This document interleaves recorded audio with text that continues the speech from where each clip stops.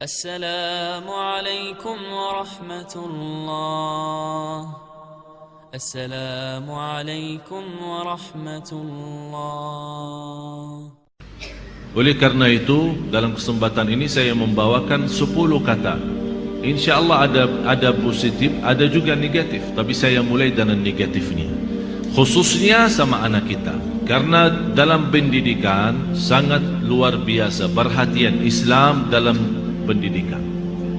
Islam sangat memperhatikan pendidikan anak kita, sistem pendidikan anak kita, perhatian kepada anak kita.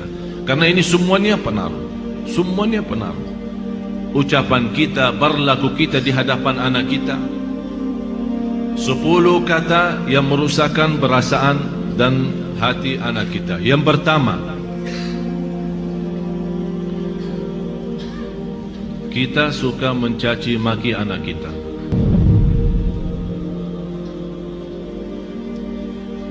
Ini sebuah bahaya, apalagi kalau kita lagi emosi. Dan saya selalu sampaikan kepada jemaah, kalau lagi emosi, jauh daripada anak. Jauh. Jangan jadikan anak korban. Saya tidak enak membawa ucapannya karena kita di dalam masjid. Tapi ada banyak yang saya heran mengucapkan kata-kata yang saya malu sampaikan. Sama siapa? Sama anaknya sendiri.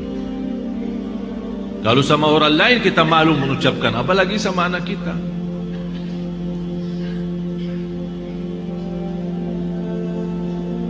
Jadi salah satu kata yang pertama dari 10 adalah caci maki. Yang kedua, kita menghina anak kita. Bagaimana menghina anak kita? Di depan kawan-kawannya. Kalau dia bersama kawan-kawannya di dalam kelas atau di sekolah, kita datang jemput atau hantar, tapi kita suka menghina anak kita di hadapan mereka.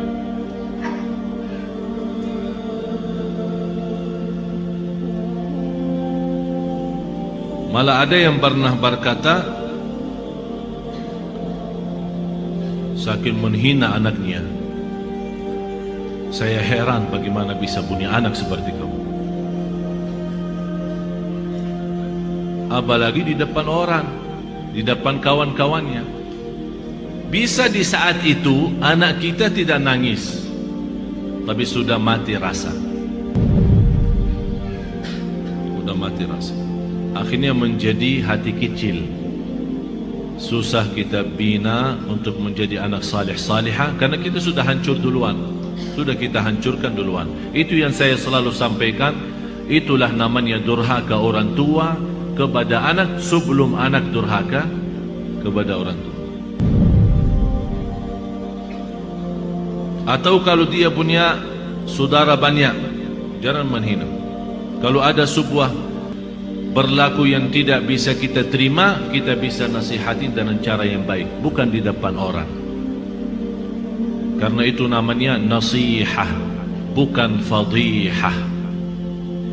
Nasihah adalah mengingatkan dengan cara yang baik, tapi fadihah membukakan aibnya di hadapan orang. Alasannya, niat saya menasihatin.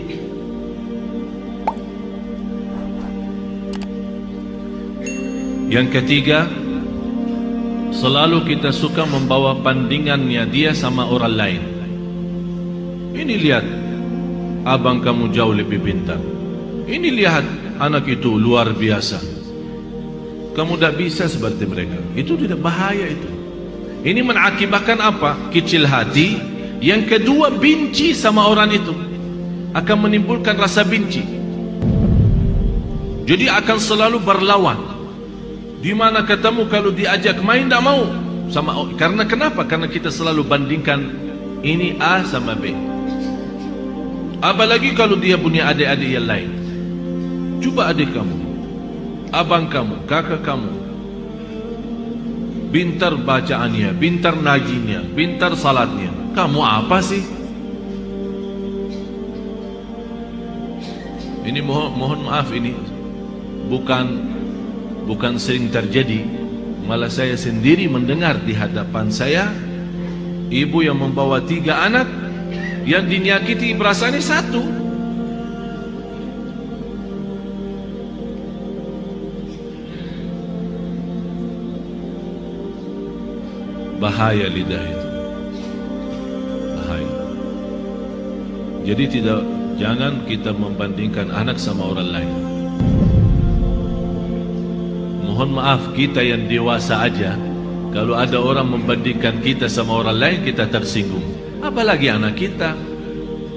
Kita ada yang dewasa yang sudah faham, mengerti, bisa mengerti maksudnya orang, bisa mengerti tujuannya orang, kita bisa tersinggung. Apalagi anak kita. Yang keempat, cinta dengan syarat. Aku cinta kamu, tapi syaratnya begini. Jadi seolah-olah kita tunjukkan kepada anak kita, kalau ibu tidak sayang begini aja, ikhlas tidak sayang, tidak cinta ikhlas. Tapi cinta kalau kamu salat. Aku cinta kalau kamu ngaji. Aku cinta kalau kamu diam. Aku cinta kalau kamu tidak nonton TV. Berarti itu namanya cinta dengan syarat-syaratnya. Kalau mau cinta ya cinta, tidak usah pakai syarat. Tidak usah pakai syarat-syaratan. Ini anak kita. Mau cinta ya cinta. Cinta yang normal, kasih sayang, yang wajar dan yang wajib bagi kita sebagai orang tua, memberikan kasih sayang dan rasa cinta kepada anak kita. Kalau kita yang tidak menunjukkan rasa cinta kepada anak kita, dia akan lama-lama melarikan diri kepada orang lain. Memang mohon maaf Bapak Ibu, bisa anak kita karena dia kecil tidak mengerti menyampaikan perasaannya, tapi dia mampu menyampaikan perasaannya dari hal berlakunya.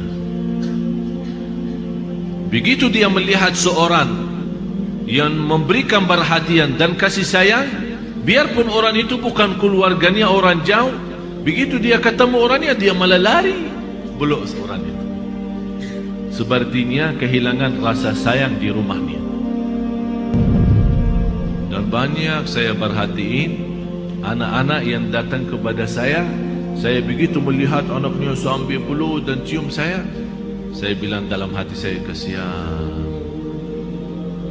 kehilangan rasa cinta dan sayang dalam rumahnya.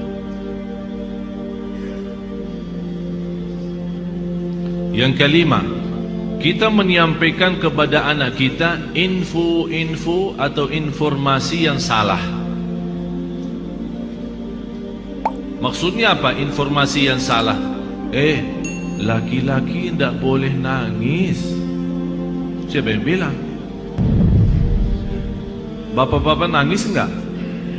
Nangis kan? Berarti salah kita berkata sama anak kita, kalau laki-laki tidak boleh nangis. Siapa yang bilang? Biarin dia nangis. Kalau dia nangis, ayo nangis lagi sayang. Bukan laki-laki tidak boleh nangis. Itu membuat apa? Mengakibatkan sakit jiwa. Karena setiap dia mau nangis, dia bertahan. Alasannya informasi yang salah, laki-laki tidak boleh nangis. Akhirnya dia tahan-tahan, menjadi beban, lama-lama sakit jiwa. Betul, ini betul. Jangan dianggap tidak terlalu. Terlalu.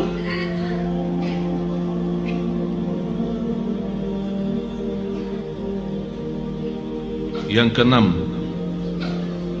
ini yang lebih bahaya.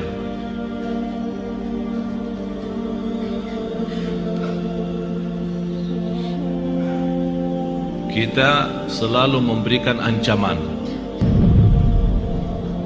Ayo makan habisin, kalau tidak datang hantu.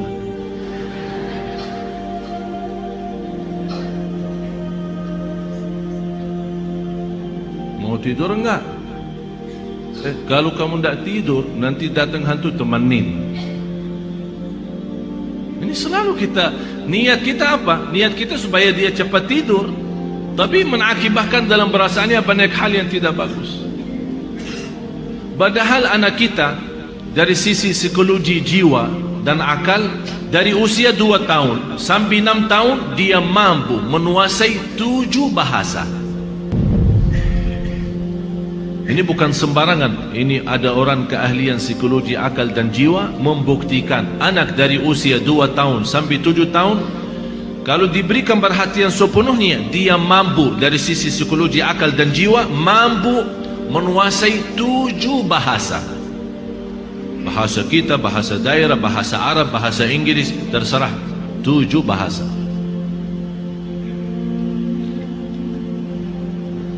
Tapi kenapa kita sia-siakan kesempatan ini yang masih luar biasa?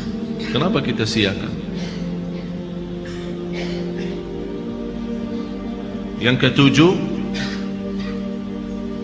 kita selalu melarang anak kita berlaku sesuatu tapi tanpa sebab. Artinya tanpa menjelaskan kenapa. Tak boleh ini. Dia minta sesuatu, tidak ada. Saya mau ke sana, tidak boleh. Saya tidak ada, diam sini. Jadi kita suka larang, tidak boleh, tidak ada, tidak bisa, tapi kita tambah menjelasin sebabnya. Kalau anda mau larang, tolong jelasin sebabnya. Tak boleh nonton TV kalau sudah malam, karena nanti mengganggu matamu. Ini ada alasan kenapa kita larang. Kalau makan sampai habiskan makanannya, karena di dalam makanan ada barakah. Kita tidak tahu di barakahnya yang di mana.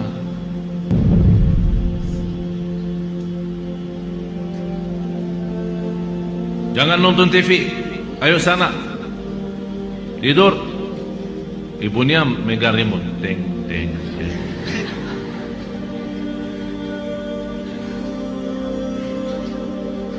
Anak kita bisa pendiam ya. Mungkin ada di antara anak ibu-ibu yang suka lawan. Tapi ada yang diam sudah masuk ke kamarnya. Tapi Allah Maha tahu perasaannya apa di saat itu. Dilarang nonton TV, malah ibunya enak-enak nonton TV.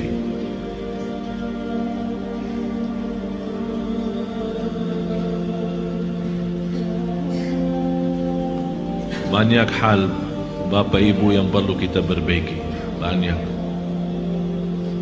Kalau kita memang ingin bukan hanya doa mengharapkan anak saleh salihah, tapi ada contoh baik, ucapan yang baik.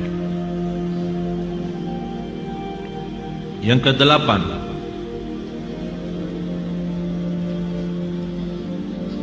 menghancurkan perasaan atau menghancurkan kepercayaan anak terhadap dirinya. Kamu bodoh selama-lamanya, tak bakal jadi pintar. Astaghfirullahaladzim. Ada orang sejahat itu. Jadi walaupun dia sudah ada niat untuk berikhtiar, berusaha, kita sudah habis-habisan, tak ada. Memang kamu diciptakan oleh Allah bodoh seperti ini. Saya nyesal punya anak seperti kamu. Saya benci hari kelahiran kamu. Bapak Ibu, saya mengucapkan ini bukan dari saya. Saya punya telinga mendengar apa yang kata orang. Masa saya benci hari kelahiranku, hari kelahiran kamu? Jadi seolah-olah mengikatkan hari kelahiran anak kita hari misal Sabtu. Jadi saya benci Sabtu gara-gara kamu.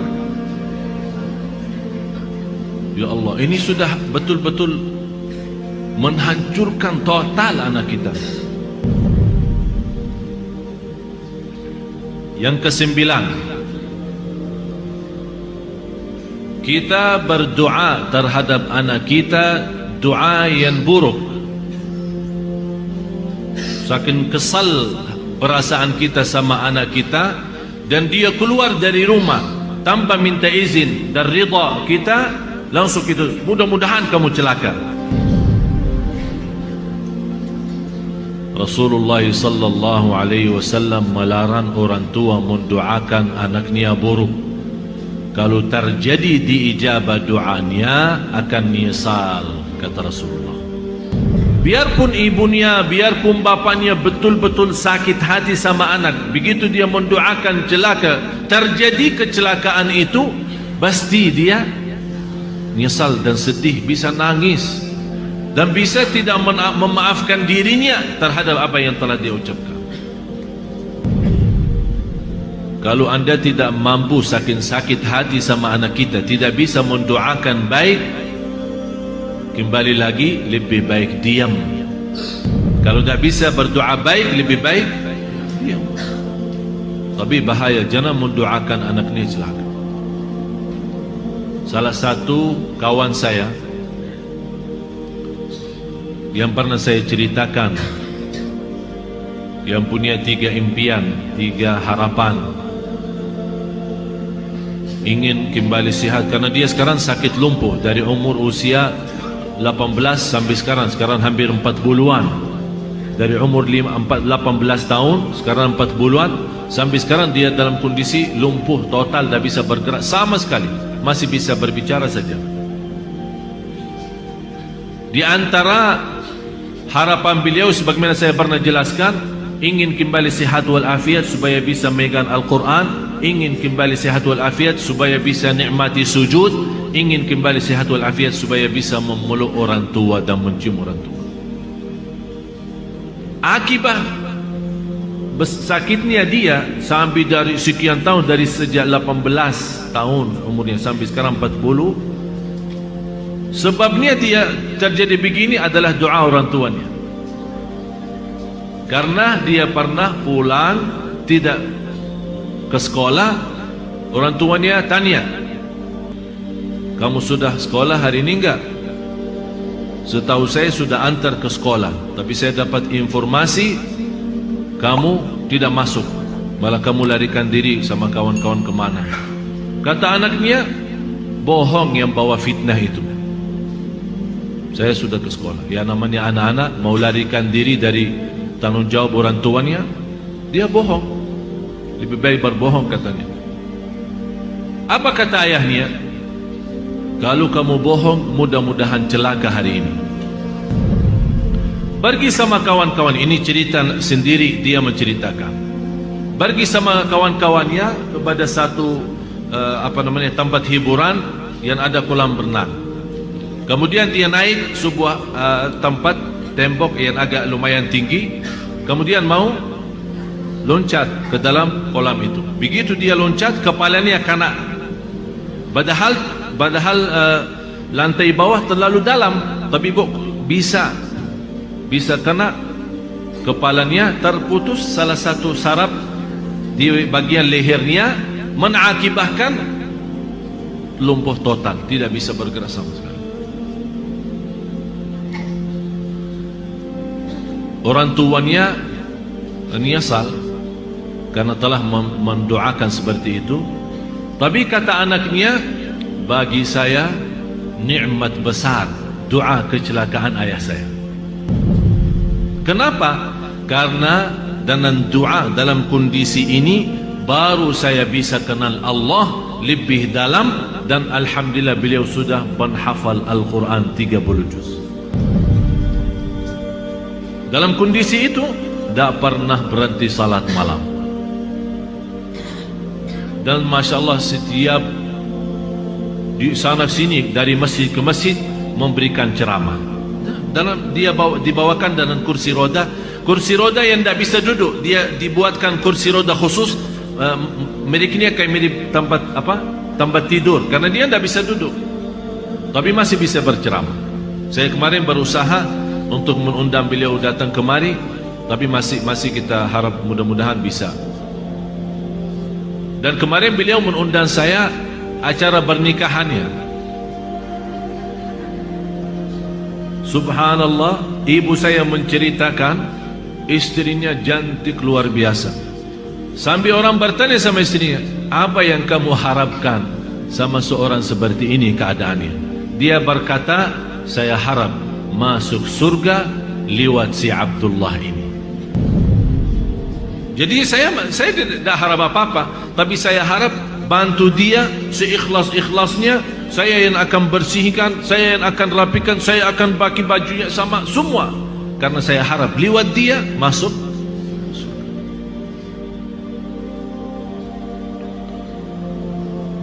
Yang terakhir 10 kata. Yang ke-10, kita suka membongkar dan membuka aib anak kita di hadapan orang lain.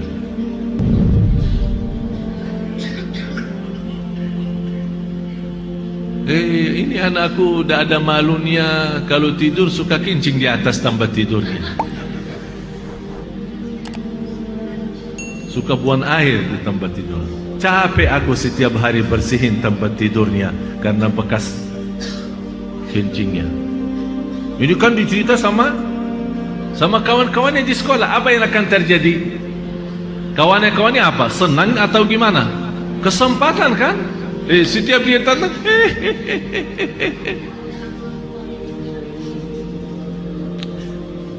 Astaghfirullahaladzim. Kita istighfar.